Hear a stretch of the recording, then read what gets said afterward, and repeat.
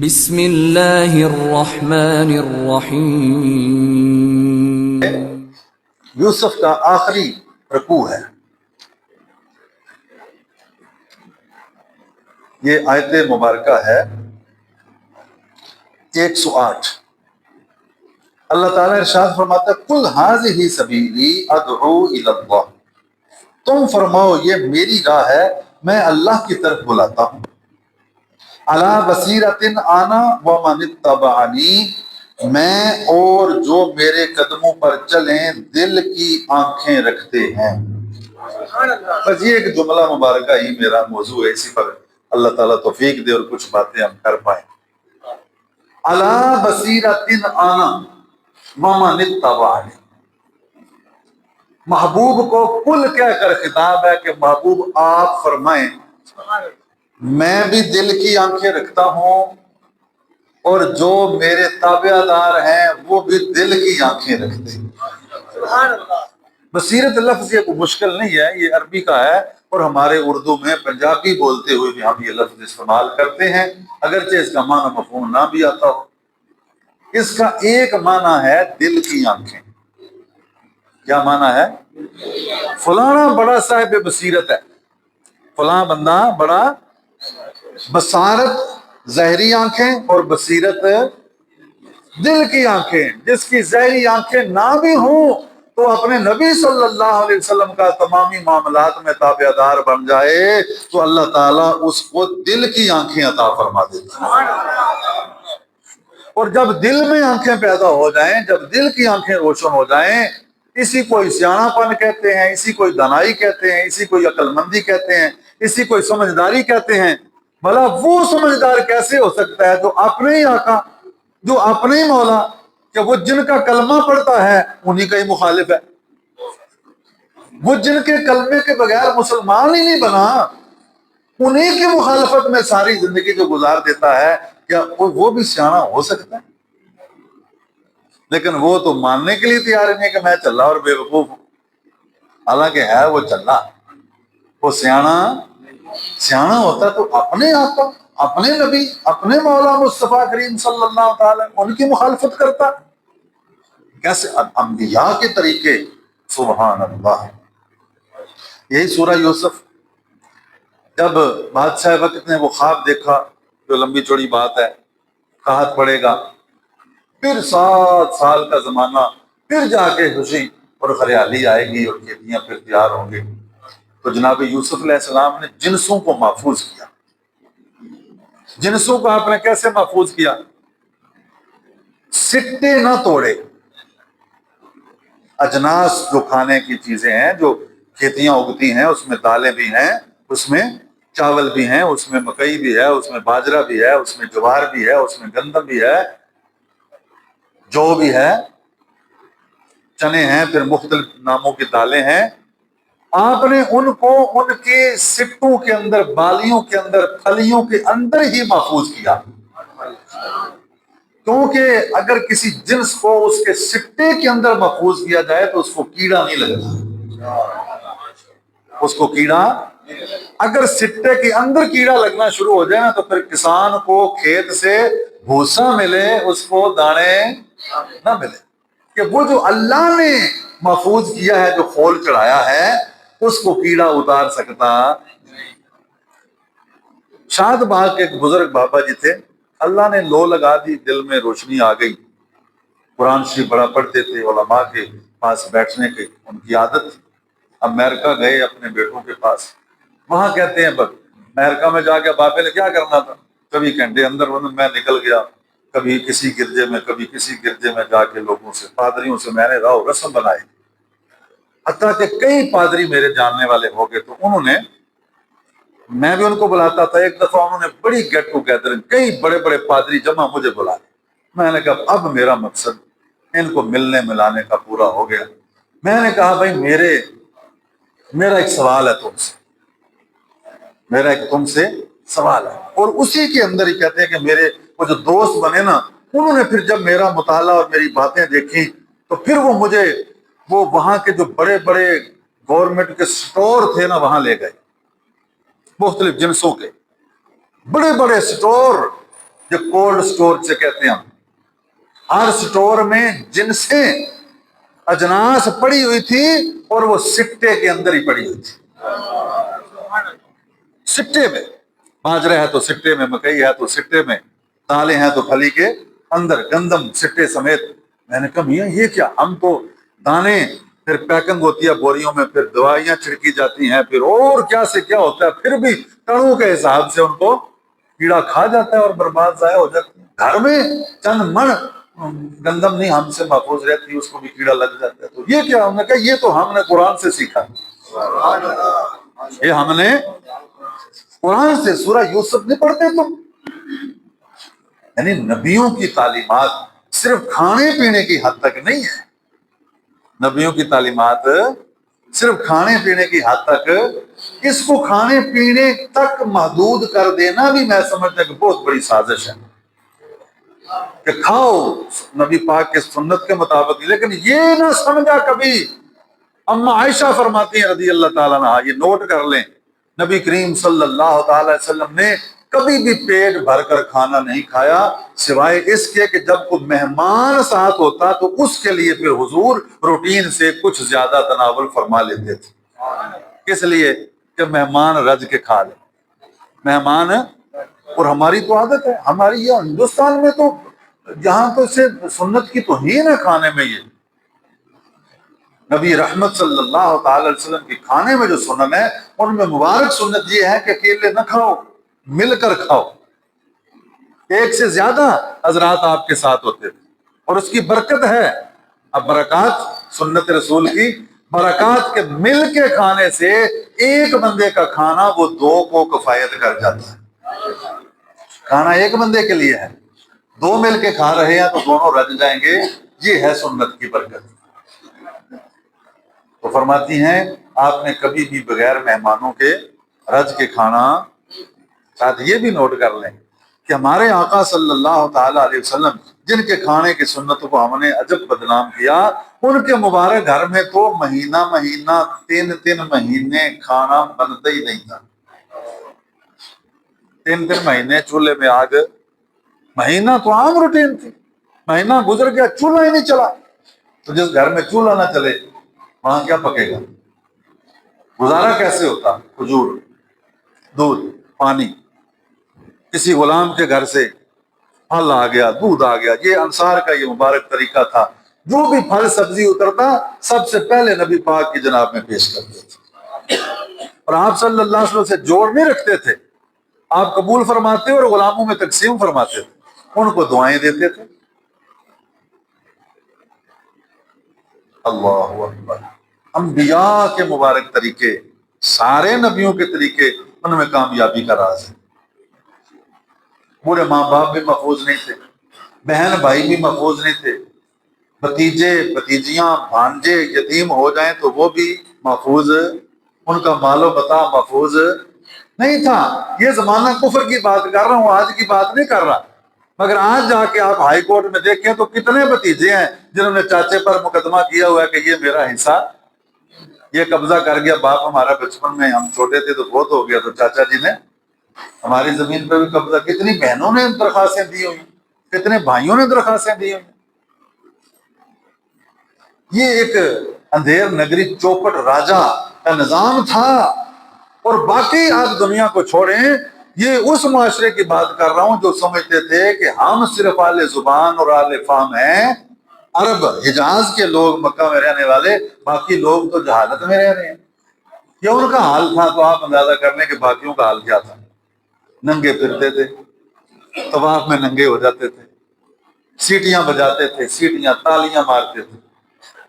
ہمارے معاشرے میں تو کبھی آپ نے سیٹی کی آواز نہیں سنی ہوگی، کوئی تالی تو نہیں بجائی کبھی کسی نے۔ یہ تو خالص مشرکوں کا طریقہ، یہ تو قرآن میں بھی ہے، سیٹیاں بجانا، تالیاں بجانا۔ آج جہاں 10 ٹھوکرے دیکھو جناب یہی کام ہے۔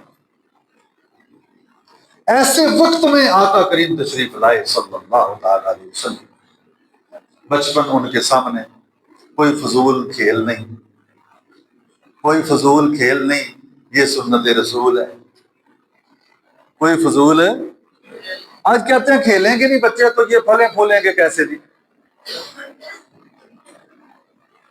جیسے کہتے ہیں کون والے ویسے کھان والے تھے، جیسے کھان والے ویسے کون والے بھی تو ہوتے ہیں۔ اگر ہمارا یہ مزاج ہے تو گورنمنٹ کو بھی اس کی فکر نہیں ہے کہ مچھلیاں آباد کی جائیں، کہتے ہیں کھیلوں کے میدان آباد کرو، اور جب کھیل انٹرنیشنل سطح کی ہو تو قریب قریب کی مسجدیں ساری ان کو تالے لگائے دیں، وہاں نہ اذان ہو نہ نماز ہو۔ کبھی کیا احتجاج کسی نے کہ یہ ایسی کھیل ہمیں قبول نہیں ہے کہ قذافی اسٹیڈیم کہتا ہے کہ مسجدوں کو تالے ہیں کیونکہ سیکورٹی کے مسائل ہیں، تو ایسی کھیل کو کیا کرنا ہے ہم نے جہاں مسجد کو تالا لگ جائے۔ بچپن مبارک کسی سے چھین کر نہیں کھایا، ہمارے آقا نے کسی سے چھین کر، یہ بچپن ہے، کھانے کے لیے کبھی روئے نہیں۔ الا بصیرت آنا، اور میں دل کی آنکھیں رکھتا ہوں، ومن اتبعنی، اور جو میری پیروی کرے گا اللہ اس کو بھی دل کی آنکھیں عطا فرمائے۔ بچپن سے یہی عمر ہم نے گنوا دی۔ مولانا روم فرماتے ہیں بچپن میں پڑھا ہوا ایسے ہی ہے، سیکھا ہوا جیسے پتھر پر لکیر ہے، اور بڑھاپے میں سیکھا پڑھا ہوا ایسے ہے جیسے پانی پر لکیر ہے۔ قصور نہیں ہے بوڑھے بابے کو، بیچارہ کمزور ہو گیا، طاقت ساری ختم ہو گئی، خشکی آ گئی، اب تو بادام روغن نہ ڈالے تو نیند نہیں آتی، بادام روغن تو گئے، اب تو نیند کی گولیاں آ گئی۔ بچپن آباد کرو مسجدیں، اپنے بچوں کو اکیڈمیاں اور ٹیوشن سینٹر اور سکول بھیج کے انہیں آباد نہ کرو، مسجدیں آباد کرو۔ حضرت فاروق اعظم رضی اللہ تعالیٰ عنہ جب چھوٹے چھوٹے بچوں کا مسجد شریف میں بیٹھ کر قرآن پڑھنا سنتے، علی بات آ کہ وہ جناب تکرار کرتے، اور ظاہر ہے جب بچے مسجد میں بیٹھ کے سینکڑوں بچے پڑھیں گے اور گلیوں تک آواز تو جائے گی تو آپ جھوم جاتے۔ فرماتے ہیں مجھے یہ بہت ہی بھلی آواز لگتی ہے، جب مل کر بچے رب کا قرآن پڑھتے ہیں تو یوں آواز آتی ہے جیسے شہد کی مکھیاں بن بنا رہی۔ میں یہ آواز مجھے بہت ہی پسند ہے، جو قرآن پڑھتے ہوئے علی باتا سیکھتے ہوئے مسجد میں۔ اور صرف یہی نہیں سکھایا جاتا تھا بچوں کو، امام زین العابدین رضی اللہ تعالیٰ عنہ فرماتے ہیں ہمارے بڑوں نے، ہمارے اساتذہ نے، ہمارے والدین نے، ہمارے اکابرین نے ہمیں نبی پاک صلی اللہ تعالی علیہ وسلم کے غزوات اس طرح یاد کرائے جس طرح سورہ فاتحہ یاد کرائی۔ آج کس کو یاد ہے کہ حضور صلی اللہ علیہ وسلم نے کتنی جنگیں لڑی، کتنے غزوے ہوئے، کتنے ایسے تھے جن میں باقاعدہ لڑائی ہوئی، کتنے ایسے ہیں جس میں لڑائی کی نوبت نہیں آئی، بغیر لڑائی کے اللہ نے فتح و نصرت عطا فرما دی، کتنے ایسے لشکر ہیں جن کے جھنڈے باندھ کر حضور نے بھیجا، کوئی علم نہیں۔ مسجدیں آباد کرو، اپنے بچوں کو مسجدوں میں بھیجو، پانچوں وقت نظام ایسا قائم کرو، آپ ہر مسجد میں دو دو حضرات موجود ہیں، لیکن بچے نہیں آتے وہ پھر گھروں میں بچوں کو پڑھانے چلے جائیں، ظاہر ہے۔ تو اگر یہاں پانچوں وقت کلاس لگی ہو، بچے آ رہے ہوں، 50-100 بچہ صبح آ رہا ہے، ظہر کے بعد 20-40 آ رہے ہیں، عصر کے بعد 15-20 آ رہے ہیں، مغرب کے بعد 100-50 آ رہے ہیں، عشاء کے بعد بھی کوئی 10-20 ہیں، اور ان کے ساتھ بڑے بھی ہوں جو نہیں سیکھ سکا بچپن میں، تو یہ سیکھنے کا وقت ہے۔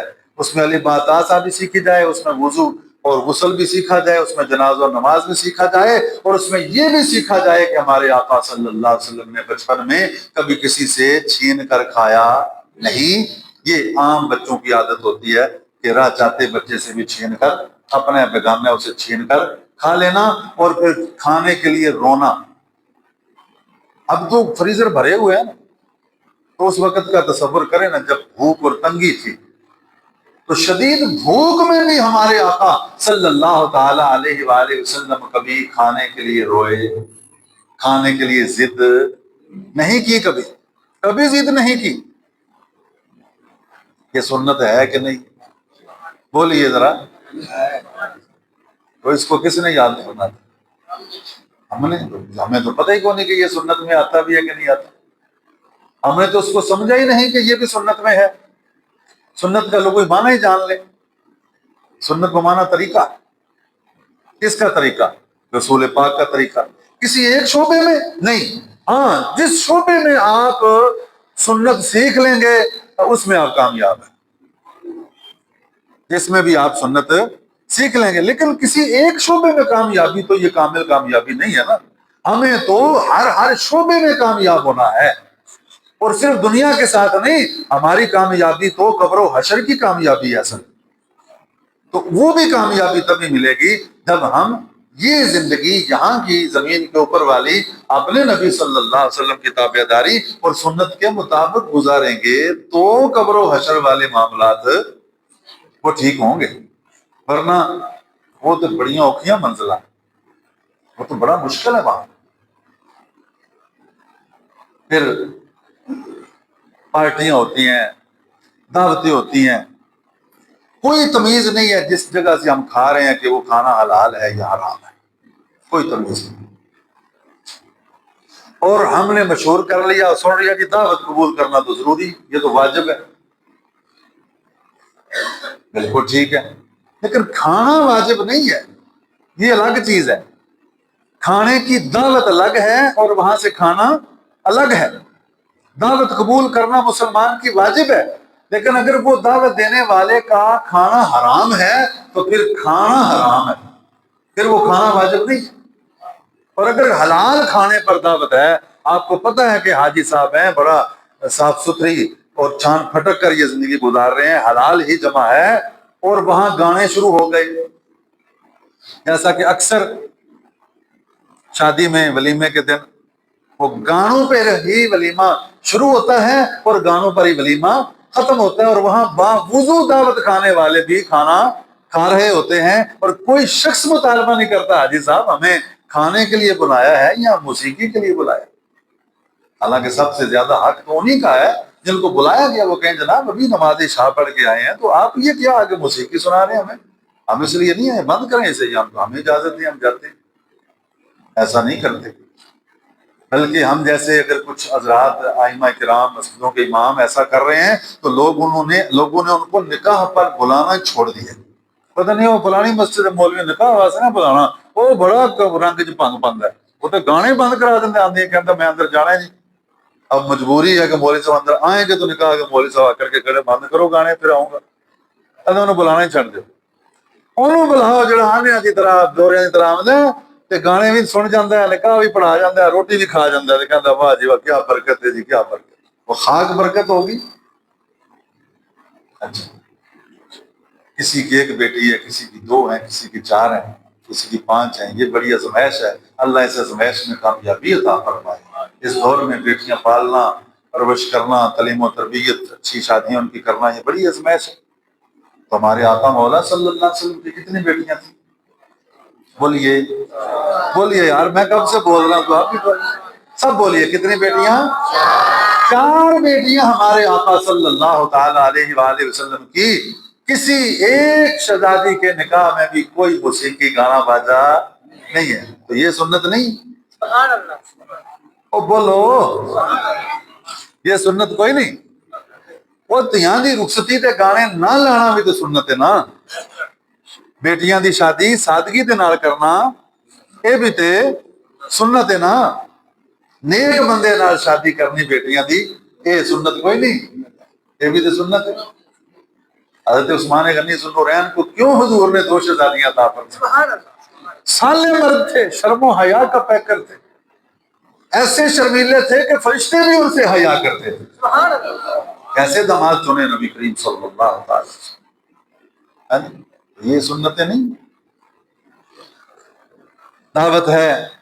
آپ کی پھوپھیاں، آپ کی چچیاں فرماتی ہیں آقا کریم صلی اللہ علیہ وسلم ہمارے ساتھ ہیں، دعوت پہ ہیں، وہ دعوتیں مختلف نوعیت کی ہوتی ہیں، شادی کی دعوت بھی ہوتی ہے، ویسے عربوں کا ایک طریقہ اور رواج ہے، عربوں میں رسم ہے، آئے روز وہ دعوتیں کرتے ہیں، برادری کو جمع کر لے، دوستوں کو، پڑوسیوں کو، اللہ گلا مچاؤ، کھانا کھاؤ، تو پرانی ہے ان کی رسم۔ وہ فرماتی ہیں جہاں بت کے نام پر جانور ذبح ہوتا ہو، اللہ ہے بتوں کی تو پرستش تھی، بتوں کے نام پر ذبح کرتے تھے، اللہ کا نام کون لیتا تھا؟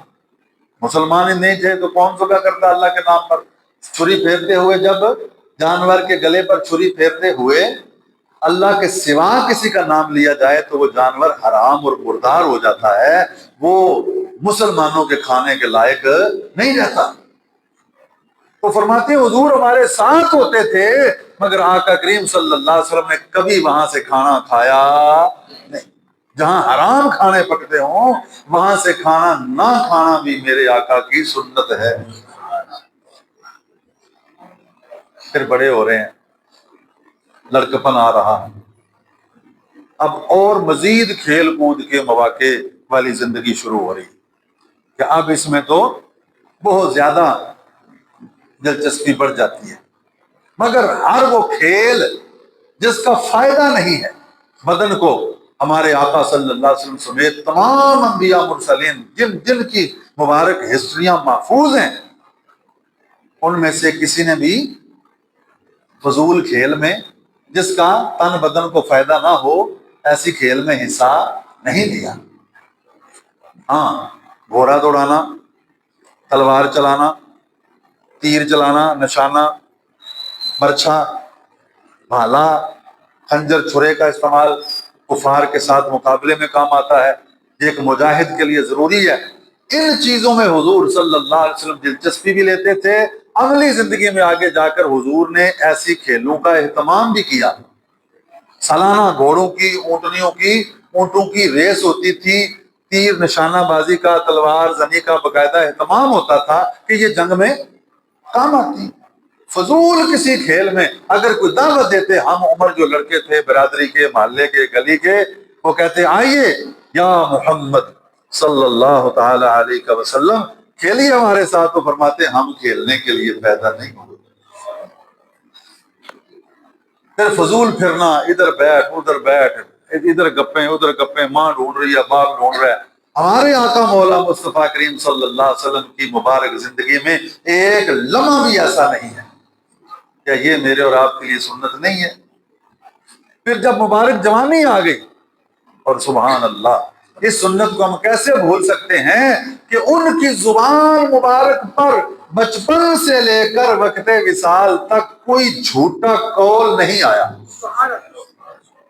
اور وہ عمر جس میں ہم لفنگے کہلاتے ہیں، این شباب، گھر والے بھی کہتے ہیں لفنگا ہے، بالکل لفنگا مڑا، کتنی جگہ سے رشتہ آیا، انکار کر کے لڑکی والے کے ہے لفنگا سا ہے۔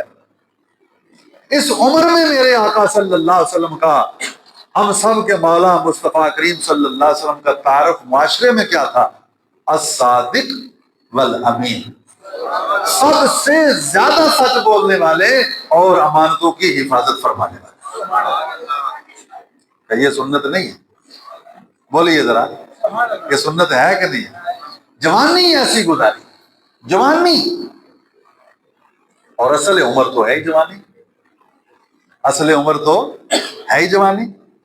وہ امام حسین آقا رضی اللہ تعالیٰ عنہ کہ وہ 4-6 مہینے کی کچھ باتیں، اور بالخصوص کربلا کے وہ 3 دنوں کے کچھ قصے تو ہمیں یاد ہو گئے جن میں اکثر جھوٹ پر مبنی ہیں، مگر وہ 55 سال کی جو عمر ان کی پہلی ہے اس کی مبارک یادیں نہیں ہیں۔ یا آپ کو یاد ہے کہ امام حسین رضی اللہ عنہ کی اکثر راتیں ساری کی ساری وہ عبادت میں گزرتی تھی،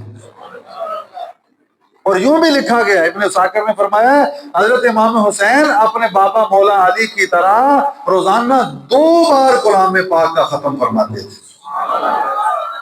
اور یہ سلسلہ، یہ معمولات کربلا کے میدان میں بھی جا کے ان میں ناغا نہیں آیا۔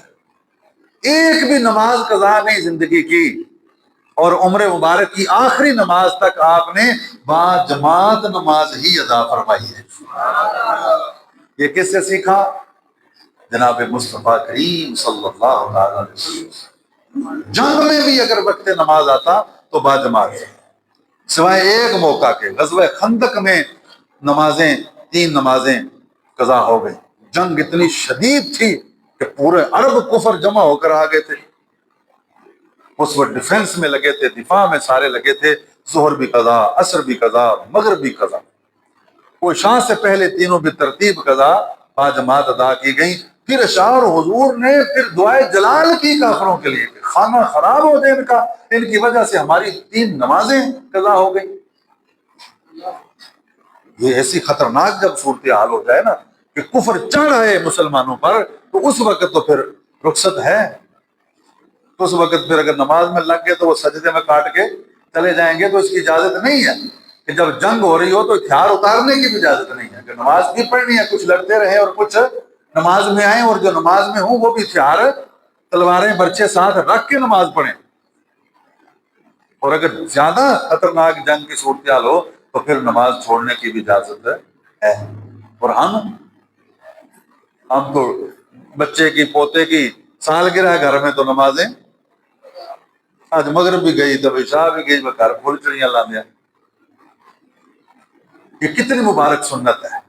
عین شباب، خوبصورت جوانی کے ماہ و سال سچائی میں، صداقت میں اور امانت میں گزرے، اور اس عمر میں جب اپنے گھر کے افراد بھی اپنے نوجوان بچوں سے اپنی قیمتی چیزیں چھپا چھپا کے رکھتے ہیں، تجوری کو تالا اور تالے کی چابی ماں اور باپ اپنے کسی خفیہ جگہوں پر چھپا کے رکھتے ہیں کہ بیٹے کو پتہ نہ چل جائے۔ اس عمر میں جب ہمارے آقا تھے یا میرے نوجوان بھائیوں، تو پورے معاشرے کے افراد اپنی امانتیں ہمارے آقا کی جناب میں آ کر رکھا کرتے ہیں۔ یہ کوئی بڑھاپے کی بات نہیں کہ بڑی عمر میں حضور صلی اللہ علیہ وسلم کو امانتیں دی گئی، تو جوانی میں یہ سلسلہ تھا، یہ تعارف تھا معاشرے میں۔ کیا یہ سنت نہیں؟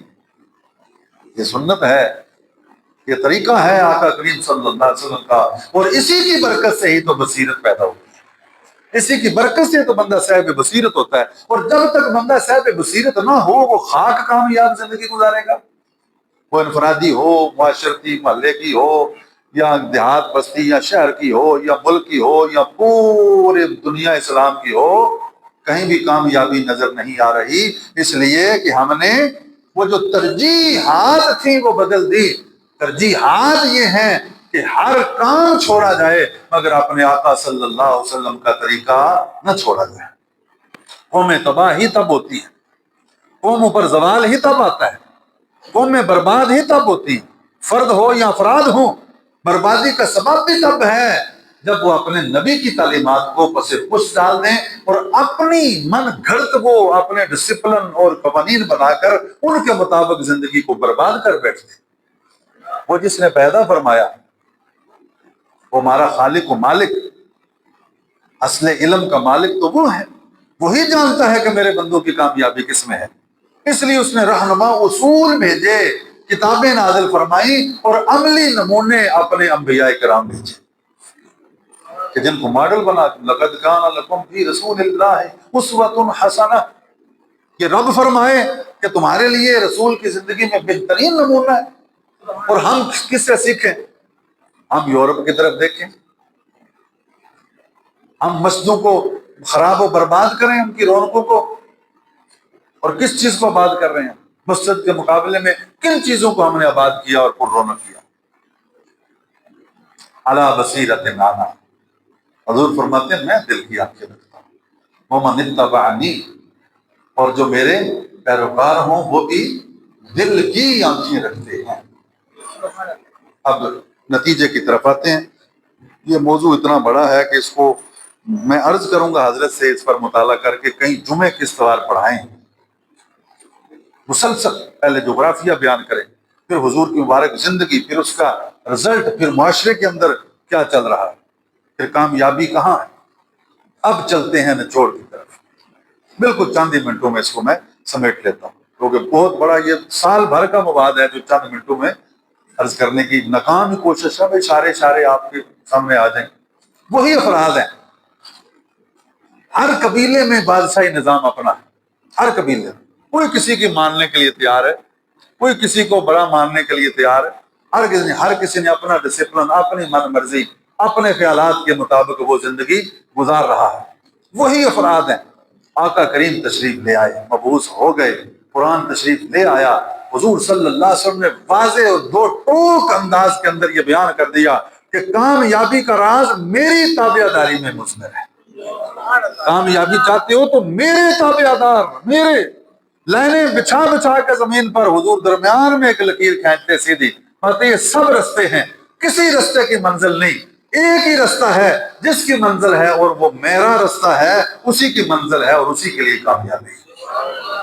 پھر وہ افراد، اب وقت کتنا لگا، اب کتنے سال ہو گئے پاکستان کو آزاد ہوئے؟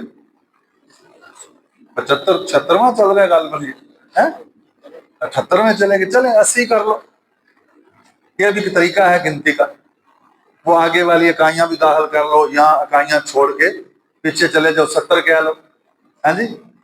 یہ 2-3 طریقے ہیں عربوں کے، اکائیاں چھوڑنا اور اکائیاں اگلی بھی ڈال لینا اور اصل گنتی کرنا پوری. یہ تینوں طریقے عربوں کے ہیں گنتی کے.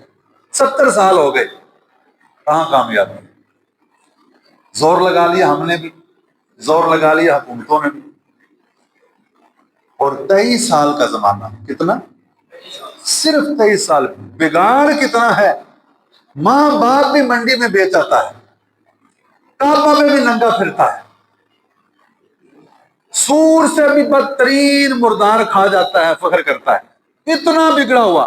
23 سال میں نبی کریم صلی اللہ علیہ وسلم کی پیروی اور سنت پر عمل کی برکت یہ ہے, ایسے رہنما بن گئے, ایسے لیڈر بن گئے, ایک دو نہیں, سارے صحابہ ایسے باکمال امام بنے کہ نبی پاک صلی اللہ علیہ وسلم نے واضح دو ٹوک لفظوں میں اعلان کر دیا, اب میرے صحابہ ہدایت کے ستارے بن چکے ہیں, ان میں کسی ایک کے پیچھے بھی چلو گے تو کامیابی تمہیں ضرور مل جائے گی.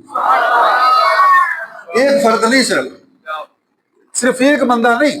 یہ کیا کمال ہوا کہ جو پاس بیٹھتا ہے یار بے لیا تو اس کو پڑھا لکھا سمجھا دیا تو باقی کتنا. ہاں, اور میں اصحابی, سارے صحابہ میرے کن نجوم ہدایت کے ستارے بن گئے. جس کے بھی پیچھے چلو, وہ کیا راز تھا جو انہوں نے پا لیا, وہ کیا چیز تھی جو ان کے دامن میں آ گئی؟ وہ ایک ہی چیز تھی, انہوں نے من مرضی کو چھوڑا اور مرضی مولا کو قبول کیا, اور جو ماڈل اللہ نے بھیجا تھا اپنے محبوب کی صورت میں اس کے طریقے کو اپنا لیا, اور خود نہ تھے جو راہ پر اوروں کے ہادی بن گئے. خود انہیں پتہ نہیں تھا جانا کدھر ہے. وہ حضرت فاروق اعظم رضی اللہ عنہ, وہ ایڑی مار کے زلزلہ بھی روک دے, اور وہ حضرت ابو بکر خلیفہ بل بلا فصل ایک بھی محکمہ نہیں. پڑھے آپ کا زمانہ حکومت, نہ پولیس ہے, نہ فوج ہے, نہ سی آئی ڈی ہے, نہ اسپیشل برانچ ہے, کچھ بھی نہیں ہے. فتنے ہیں, مسائل ہیں, پریشانیاں ہیں, جنگیں ہیں, ختم نبوت کا انکار ہے, کلمے کا انکار ہے, زکوٰۃ کا انکار ہے, اور مدینہ پر یلغار کرنے کی کوششیں ہیں. حضرت ابو بکر صدیق نے صرف نبی پاک کے طریقہ کی برکت سے سارے فتنوں پر تنے تنہا کنٹرول بھی کر لیا, قابو بھی پا لیا, اور کامیاب بھی ہو گئے. کامیاب وہی ہے اس جہان میں بھی اگلے جہان میں بھی جو اپنے آقا مولا مصطفیٰ کریم صلی اللہ علیہ وسلم کے پورے طریقے کو فالو کرے گا. پورے, صرف کھانے پینے میں نہیں, اس میں بھی برکت ہے. یہ مت سمجھ کہنا نہیں کھانا پینے چھڑو, نہ بھائی, وہ جڑا کوئی کر دے پہ وہ نہ چھڑے ہے, اور کرنے کی کوشش کرو. اس میں برکت ہے, اس میں فائدہ ہے. اکڑوں بیٹھ کر کھانا, اصل یہ جیسے بابا جی بیٹھے ہیں, بیٹھ نہیں سکتے, سارا بوجھ ڈال لیں پاؤں پر, پیٹھ زمین پر نہ ہو, اس کو گوٹ مار کے بیٹھنا بھی کہتے ہیں.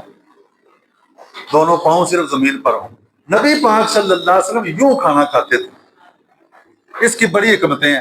اس میں کیا, اس میں سب سے بڑی حکمت ہے کہ اس طرح بندہ زیادہ دیر بیٹھ نہیں سکتا, اور اس سے پیٹ ذرا دب جاتا ہے, انتڑیاں کھلتی نہیں ہے تو تھوڑا کھانا جاتا ہے اندر, تو تھوڑے سے کھانے کے بعد یہ بندہ محسوس کرتا ہے کہ رت گیا, ہمیں کھڑا ہوئے تھے پیٹ خالی. یہ حکمت ہے اس میں, کیونکہ فرمایا مومن ایک آنکھ سے کھاتا ہے اور کافر 7 آنکھوں سے کھاتا ہے.